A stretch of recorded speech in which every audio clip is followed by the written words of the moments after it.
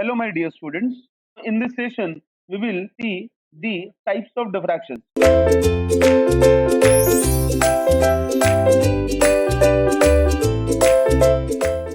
In the previous session, we have seen that what is meant by diffraction, or what is the basic definition of diffraction, and how it is related to the light or bending of light, we can say. So now in this session, we will see the types of diffractions. So basically, diffraction has two types.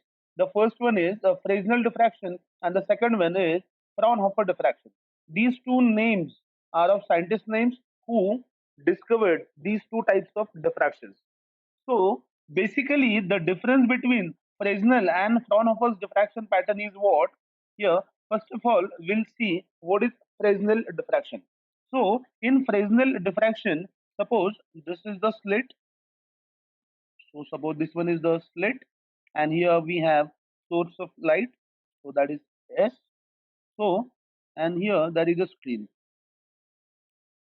So this is screen. So the basic is what? In Fresnel diffraction, the source of the light and the screen, that is this one, and the source of the light, they both are at finite distance from this slit. In Fresnel's diffraction, the screen and the source of light both are at finite distance from this slit. This one and this one is the screen. So this is what. Now see here, I'll draw some rays over here. So suppose the first one, let it be normal to the slit. It will pass like this one here, and then we'll draw some bending over here. The first one, suppose this is at this, and suppose we have this one, and suppose the bending is like this one at this particular point, like this. So suppose this is point P. So this is what? This is the bending of light. So at this particular point P, or we can then will see it later on that what is the nature of P, or how we decide that whether this P it will be a dark band or the bright band. So in Fresnel diffraction, the main basic fact is what? The source of the light and the screen both are at finite distance from the slit, and then we'll observe the diffraction pattern on this particular screen. And no doubt, as I said, at this particular center point, there will be a bright point, or that will be the brightest band of the diffraction pattern. So this is what this is about the Fresnel. Now see what comes in Fraunhofer's diffraction pattern. In Fraunhofer, suppose this one is the slit. Here I'll draw slit. So this is slit, and then as I said, in Fraunhofer diffraction, the source of the light and the screen both are at infinite distance from this particular slit. So here they both, that is a source of the light and the screen, they will not be into this particular picture. So light will be like this one. Suppose these are the parallel rays. They will come to this point and then they will get bent like this in this way to the screen. And this is from light source. So this is the basic difference between Fresnel and Fraunhofer diffraction. In Fresnel, both screen and source of the light, they are at finite distance from this particular slit. And in case of Fraunhofer diffraction pattern, this light source and the screen both are at infinite distance from this slit. And that is the basic difference between these two types of diffraction patterns. Again, we'll see a tabular difference between these two, then both the diffraction pattern will be cleared. So here, this is the difference between Fresnel diffraction and Fraunhofer diffraction in tabular form. So here the first point is what? See, distance of source and screen from obstacle is a finite. This obstacle, that is what? That is slit. So that distance is what it is? Finite. In case of Fraunhofer, the distance is infinite. Then second point, see, this point is important. No lenses are required to study diffraction in the laboratory. So if you want to study Fresnel diffraction, we don't need any type of lens to focus the pattern on the screen. But in case of Fraunhofer diffraction, we need two biconvex lenses to study the diffraction pattern or to observe the diffraction pattern or to focus the light onto the screen. So in Fraunhofer, we need two biconvex lenses. Then third point is what? The wavefront incident on the aperture is either spherical or cylindrical. Now see, what is wavefront? We all know that Huygens principle. The first principle is what? It is a wavefront. Wavefront means what? It is the, see here, I'll draw one source. So as light travels in all possible directions like this with constant speed, that is c, that is velocity of light. And then suppose if we consider a time instant t. So at time instant t, if you collect all the points like this one, where there is a position of light. So at any instant t, the light reaches or to all these points simultaneously, as light has same speed or constant velocity. So that's why light will reach at all these points simultaneously, and this particular is what we say it is a wave front.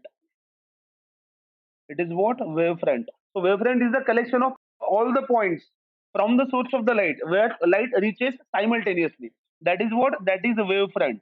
So this one is the one important principle of Huygens theory. And the second one is what? See, Huygens said that every point on this wavefront, it acts as a secondary source of light. It acts as what? Secondary source of light, and then it will emit these secondary wavelets in all possible directions. So these will be secondary wavelets, and the light coming from the source itself, that is primary. And then according to Huygens, all the points on this wavefront, they will act as a secondary source of light, and then they will emit these secondary wavelets in all possible directions. But then also Huygens suggested that we have to consider only those secondary waves which are in forward direction. So he said that these secondary wavelets which are in the backward direction, they are not effective. So these are the secondary wavelets. Remember these two words and the meaning, wavefront and the secondary wavelets. So here in Fresnel diffraction pattern, the wavefront is either spherical or cylindrical. As we all know that in this particular type of diffraction, the source of the light, it is at finite distance from the that obstacle or slit. So that's why the wavefront, it will be either spherical or cylindrical. So like this one, either spherical one or the like cylindrical one in this shape way. But in case of Fraunhofer diffraction, as source of the light, it is at infinite distance from the obstacle or the slit. That's why the wavefront nature in this particular diffraction pattern is of plane. So wavefront which will incident at the slit, it will be a plane wavefront. In case of Fresnel, it will be either spherical or cylindrical. So this is again another difference between these two types of diffraction pattern. Then we'll go for the next one.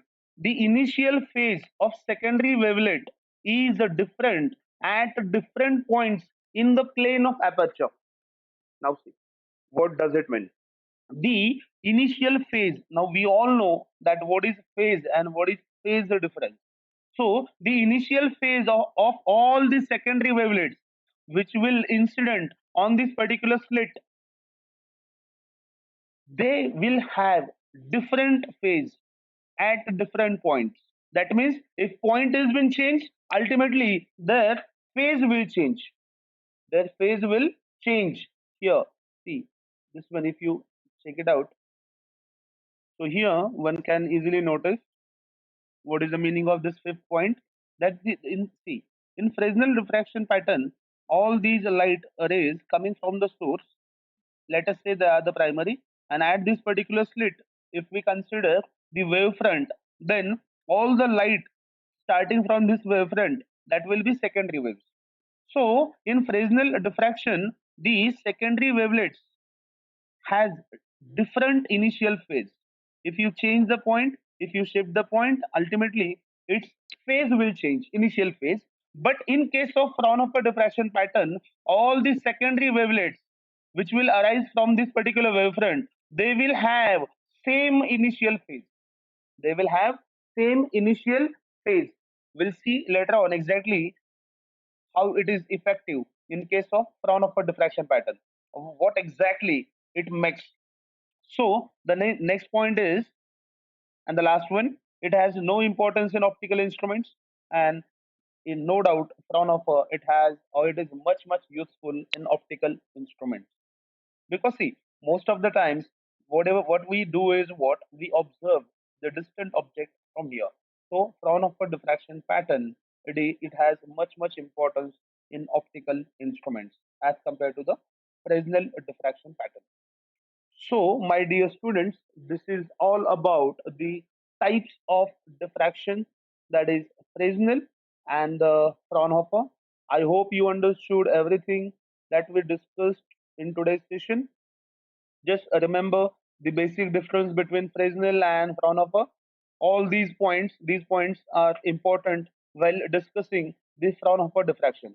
No doubt, in your syllabus, we will focus only on Fraunhofer diffraction pattern. Why? Because that is important in any of the optical instruments. So, in next session, we will see how the Fraunhofer diffraction takes place at a single slit. Thank you so much.